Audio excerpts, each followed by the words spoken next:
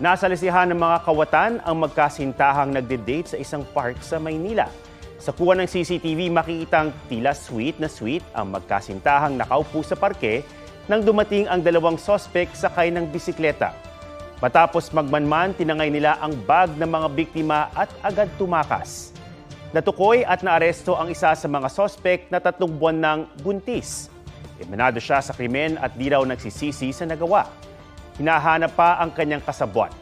Ang mga ninakaw na gamit kabilang ang laptop at cellphone na imbenta na ng mga sospek sa isang tindahan sa halagang 700 pesos. Inaresto rin ng pulis ang dalawang inabutan sa tindahan.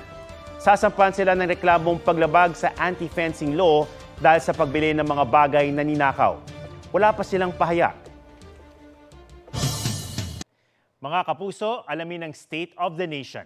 Mag-subscribe sa GMA Integrated News sa YouTube.